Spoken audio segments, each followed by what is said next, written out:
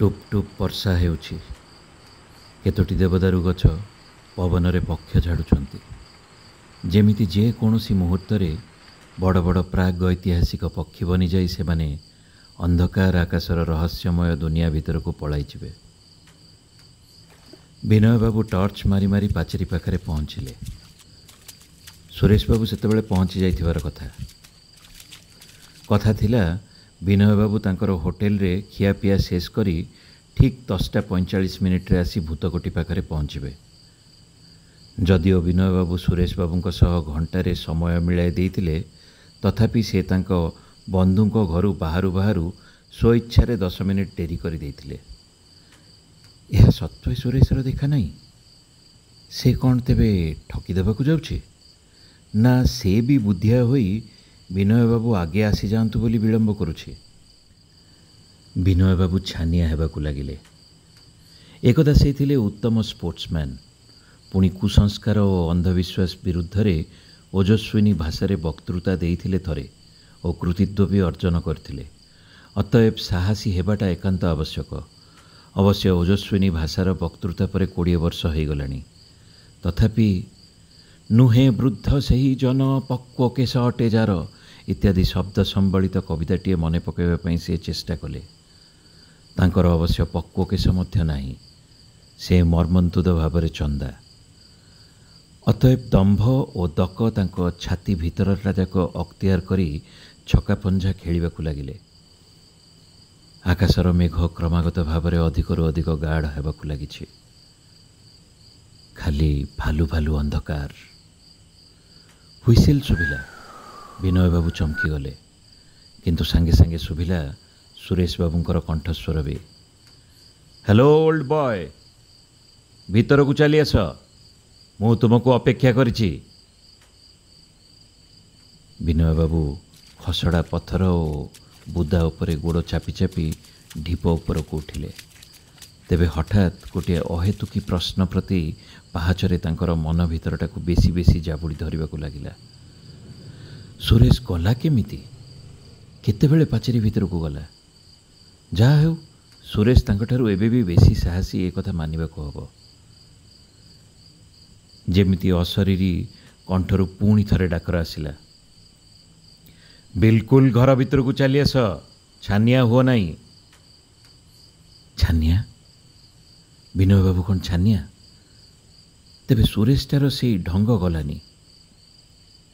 से आरोप करदे तम मन भितरटाକୁ भयालु करदेव। ता छड़ा तार ये आदेश देवा भली कथा कहबार ढंगटा मते बर्दाश्त करी हुए ना। 30 वर्ष पर विनय बाबू सुरेश बाबूंको ऊपर पुणी विरक्त होबाकू लागिले। हेटी बारंदा ऊपर छिड़ा होइछि सुरेश। सुरेश तो विनय बाबू अटकी गले। सुरेश कहीं एमती दूरे होई रहुछि? हठात विनय बाबूंको मुंड को उल्लसित हेला भली एक बुद्धि आसीगला। कंठस्वर को यथासंभव गंभीर करी से पचारिले, डरुच कि हो सुरेश? बिछा कामुड़ी देला भली चाऊ किना सुरेश बाबू पाउंडे पछकू घुंची गले। तापर से हो होई हसिबाकू लागिले।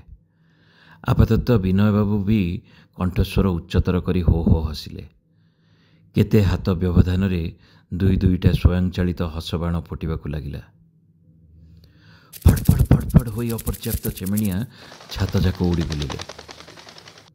दुरंत पवन रे पिंडा पाखरे गोटे दोदुल्यमान गछ धापी होई आसिला छात भीतर को। धड़ धड़ कबाट दुईटा खोली होई गला। एक मुहूर्त रे दुई बंधु कोठरी भीतर को टर्च मारिले। असरंती आवर्जना तही गोटाए बेंच, 2-3टा भंगा चेयर आउ नाना किसमर आसबाब, भंगा इटा, चूनामाटी इत्यादि। तथापि मने होउनी जे ए घर बहु वर्ष जावत अव्यवहृत अछि। दुहे कोठरी भीतर को पशि जाइथिले। दुहींको हाथरे टर्च तप तप करुछि, अथच से जाए केही काहारी मुह को टर्च मारु नाहांती। विनय बाबू थरे अधे सुरेश बाबूंको आड़ को टर्च मारिबा को उद्यत होई एक अद्भुत चिंतारे आतंकित होई क्षांत हेले। 30 वर्ष तलर सुरेशर मुह आज जदि हठात अपरिचित बोली मने हुए, यही अस्वाभाविक परिवेश भितरे अपरिचित। बस विनय बस, ସୁରେଶ ବାବୁ ନିଜେ ଗୋଟାଏ ଚେୟାର ଟାଣି ଆଣି ବସିଲେ। ବିନୟ ବାବୁ ତଥାପି ଛିଡ଼ା ହୋଇ ଭାବିଲେ, ସୁରେଶ କାହିଁ ଏମିତି କଥାବାର୍ତ୍ତା କରୁଛି, ଯେମିତି ସେ ଏ ଘରର ଗୃହସ୍ୱାମୀ ଆଉ ବିନୟ ବାବୁ ହେଲେ ଅତିଥି। ସୁରେଶଟାର ଏହି ଢଙ୍ଗ ଯୋଗୁଁ ବିନୟ ବାବୁ ତାକୁ ବହୁବାର ଅତୀତରେ ଛିଡ଼ିଛନ୍ତି। ଏକଥା ସେ ସେଇ ମୁହୂର୍ତ୍ତରେ ଯେମିତି ପ୍ରଥମେ ଅନୁଭବ କଲେ। ହଁ, ଠିକ୍ କଥା ଯେ ସୁରେଶ ତାଙ୍କର ଏକାନ୍ତ ଅନ୍ତରଙ୍ଗ ବନ୍ଧୁ, କିନ୍ତୁ ଏକଥା ବି ଠିକ୍ ଯେ ଛାତ୍ର ଜୀବନର ପ୍ରତ୍ୟେକ ଅବସ୍ଥାରେ ସେ ତାଙ୍କର ଯେକୌଣସି ଗୌରବର ଅର୍ଦ୍ଧାଧିକ ଅଂଶ ଜବରଦସ୍ତ ଦଖଲ କରି ରହିଥାଏ। ଆପେ ଆପେ ନେତା ବନିଯିବାର ଶକ୍ତିଶାଳୀ କୌଶଳଟିଏ ଥିଲା ତାର ମଜ୍ଜାଗତ। 3 ଦଶକ ବିତିଯିବା ପରେ ସେଇ ଅସ୍ୱାଭାବିକ ଝଡ଼ ରାତିଟିରେ ବିନୟ ବାବୁ ସୁରେଶ ବାବୁଙ୍କ ପ୍ରତି କ୍ରୁଦ୍ଧ ହୋଇ ଉଠିଥିଲେ। ଆରେ ବିନୟ, ବସୁନା କାହିଁକି? ବିନୟ ବାବୁ ପାଟି ଫିଟାଇଲେ। ଆରେ ମୋ ବସିବା ପାଇଁ ତମେ କାହିଁକି ବ୍ୟାକୁଳ? ଜୀବନ ସାରା ବହୁତ ବସିଛି, ଆଜି ଆଉ ବସିବାର ଆଗ୍ରହ ନାହିଁ। ସୁରେଶ ବାବୁ ଟିକେ ହଲଚଲ ହୋଇ ବସିଲେ। ଚୌକିଟି ଆର୍ତ୍ତନାଦ କଲା। ସେ କହିଲେ, ଜୀବନ ସାରା ବସିଛ ମାନେ କ'ଣ? ତମ ଜୀବନଟା ସାରା କେବେ ହେଲା? ଏବେ ବି ତ ବହୁତ ବାକି ଅଛି। ଚନ୍ଦା ମୁଣ୍ଡରେ ହାତ ବୁଲାଉ ବୁଲାଉ ହଠାତ୍ ବିନୟ ବାବୁଙ୍କ ପାଟିରୁ ଗୋଟେ ଦୀର୍ଘ ନିଶ୍ୱାସ ସହ ବାହାରିଗଲା, ବାକି ଆଉ କ'ଣ ଅଛି? ମୁଁ ବହୁତ ଦିନୁ ମଲିଣି।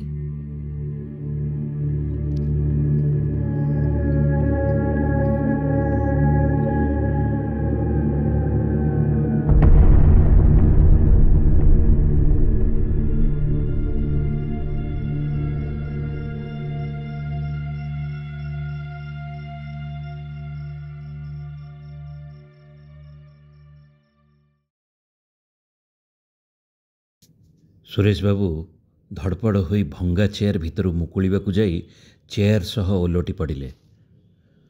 ହୁ ହୁ ହୋଇ ପବନ ଘର ଭିତରକୁ ପଶି ଆସିଲା। ବିନୟ ବାବୁ ମଧ୍ୟ 2-4 ପାଦ ଇତସ୍ତତ ହୋଇଗଲେ। ସେତିକି ସମୟ ଭିତରେ ସେ ମନରେ ଏକ ପ୍ରକାର ଆତ୍ମବିଶ୍ୱାସ ଫେରି ପାଇଲେ। ସୁରେଶ ବାବୁ ତଳୁ ଉଠି ଛିଡ଼ା ହେବା ବେଳକୁ ବିନୟ ବାବୁ ହସିବାକୁ ଆରମ୍ଭ କରିଦେଇଥାନ୍ତି। ସୁରେଶ ବାବୁ ନିର୍ବାକ ଭାବରେ ଛିଡ଼ା ହେଲେ। ବିନୟ ବାବୁ ତାଙ୍କ ଆଡ଼କୁ ଅଗ୍ରସର ହେବାର ଭଙ୍ଗୀ କଲେ। ସୁରେଶ ବାବୁ ଟିକିଏ ପଛ ଘୁଞ୍ଚା ଦେଲେ। ଅଦମ୍ୟ ଆଗ୍ରହରେ ବିନୟ ବାବୁ ଅଟ୍ଟହାସ୍ୟ କରିବାର ବିପୁଳ କ୍ଷୁଧା ମେଣ୍ଟାଇବାକୁ ଲାଗିଲେ। ହସି ହସି କାଶିଲେ। ହସ କାଶର ସର୍ବଶେଷ ବିନ୍ଦୁ ନିଃଶେଷ କରି କହିଲେ, ସୁରେଶ, ଛାତ୍ର ଜୀବନରେ ଯେଉଁ କଥା ମୁଁ ଅନୁଭବ କରିପାରିନଥିଲି, ପରେ ସେ କଥା ମୁଁ ଅନୁଭବ କରୁଛି। ତମେ ମୋର ବହୁତ କ୍ଷତି କରିଛ, କିନ୍ତୁ କାହିଁକି ସୁରେଶ? ସୁରେଶ ବାବୁ କହିଲେ, ତମେ ଯେଉଁ କଥା କହୁଛ ସେ କଥା ମୁଁ ବୁଝିପାରୁଛି। ତମେ ମୋତେ ସେ ପାଇଁ ଏତେ ଦିନ ଭିତରେ କ୍ଷମା କରିଦେବା ଉଚିତ ଥିଲା। ବିନୟ ବାବୁଙ୍କ ଆଖି ଅନ୍ଧକାର ଭିତରେ ବଡ଼ ହୋଇ ଆସୁଥିଲା। ସେ କହିଲେ, କ୍ଷମା କରିବାର ହେଲେ ସବୁ ଶୁଣି ସାରି କ୍ଷମା କରିବି। ସୁରେଶ ବାବୁ ଟିକେ ରହିଗଲେ। ହୁଏତ ଗୋଟେ ଆଶ୍ରୟ ଖୋଜୁଥିଲେ। ତାପରେ କିଛି ନ ପାଇ କହିଲେ, ତମେ ନିଶ୍ଚୟ ମିସ୍ ଦୀପାଲି ରେଙ୍କ କଥା କହୁଛ। ମୁଁ ତାଙ୍କୁ ପ୍ରକୃତରେ ଖାଲି ଏତିକି ଜଣାଇ ଦେଇଥିଲି ଯେ ତୁମର ପ୍ରେମଟା କେବଳ ଗୋଟାଏ ବାଜିରେ ଜିତିବାର ଜିତ୍ ଛଡ଼ା ଆଉ କିଛି ନୁହେଁ। ଏତେ ଦିନ ପରେ ତୁମେ କ'ଣ ଭାବିପାରୁନ ଯେ ସାମାନ୍ୟ ବାଜିଟିଏ ଧରି ଗୋଟାଏ ଝିଅର ଭବିଷ୍ୟତ ନେଇ ଖେଳିବାଠୁ ଭଳି ପାପ ଆଉ କିଛି ହୋଇନଥାଇପାରେ? କହିସାରି ସୁରେଶ ବାବୁ ଅଣନିଶ୍ୱାସୀ ହୋଇପଡ଼ିଲେ। ବିନୟ ବାବୁଙ୍କର ମୁଣ୍ଡ ବୁଲାଉଥିଲା। ସେ ଭଙ୍ଗା ବେଞ୍ଚଟି ଉପରେ ହାତ ଭରା ଦେଇ ରହିଗଲେ। ସୁରେଶ ବାବୁ ମନକୁ ମନ ହସି ହସି କହିଲେ, ଅଥଚ ଆମେ ଦୁହେଁ ସବୁଠୁ ଅନ୍ତରଙ୍ଗ ବନ୍ଧୁ ଥିଲୁ। କିନ୍ତୁ ଆଉ ଗୋଟେ କଥା ବିନୟ, ପଣ୍ଡିତ ପୁଣ୍ଡରିକ ପଣ୍ଡାକୁ କିଏ ମୋ ଚିଠିଟି ହସ୍ତାନ୍ତର କରିଥିଲା? ସେଇଟା ଜ୍ଞାତସାରରେ ହୋଇଥିଲା ନା ଅଜ୍ଞାତସାରରେ? ବିନୟ ବାବୁ କହିଲେ, ପୁରା ଜ୍ଞାତସାରରେ। ସେ କାମ କରିଥିଲି ମୁଁ। ସୁରେଶ ବାବୁ କହିଲେ, ବିନୟ, ମୋ ହାତରେ ଗୋଟେ ଭଲ ରିଭଲଭର ଅଛି। ତମେ ଜାଣ, ଠିକ୍ ଯୁଦ୍ଧ ଲାଗିଥିବା ବେଳେ ମୁଁ ବ୍ୟବସାୟରେ ପଶିଗଲି। କୌଣସି ଚୋରା ଜିନିଷ କାରବାରରେ ମୋର ଅଂଶୀଦାର ଥିବା 2 ଜଣ ଲୋକଙ୍କୁ ମୁଁ ଏକ ନିର୍ଜନ ପଥରେ ଏଇ ରିଭଲଭରରେ ଶେଷ କରିଥିଲି। ତମ ପାଖରେ ସବୁ ସ୍ୱୀକାର କରୁଛି, ମୁଁ ମହାପାପୀ। ହେଲେ ଆହୁରି କିଛି ପାପ ବି ହୁଏତ କରିବାକୁ ପଡ଼ିବ। ସୁରେଶ ବାବୁ ଯେମିତି ସେଇ ଗହନ ଅନ୍ଧକାର ଭିତରୁ ଟିକିଏ ସାନ୍ତ୍ୱନା ପାଇବା ପାଇଁ ଆକୁଳ ବିକଳ ହେଉଥିଲେ। ବିନୟ ବାବୁ ବି ହଠାତ୍ ଗଳଗଳ ହୋଇ କେତେ କଥା ଗପିବାକୁ ଲାଗିଲେ।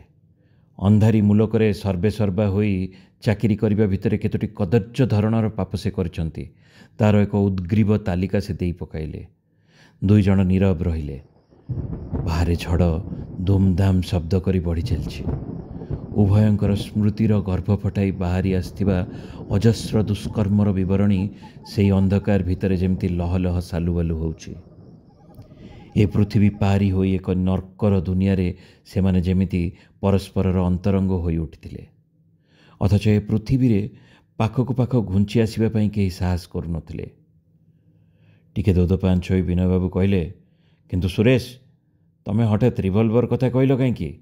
ରିଭଲଭର ତ ମୋ ପକେଟରେ ବି, ପକେଟରେ ନୁହେଁ, ହାତରେ ହିଁ ରହିଛି। ସୁରେଶ ବାବୁ ତଳେ ପଡ଼ିଯାଇଥିବା ଚେୟାର ପଛଆଡ଼େ ଲୁଚିଗଲେ। କହିଲେ, ତମେ କିନ୍ତୁ ଗୁଳି କରିପାରିବ ନାହିଁ।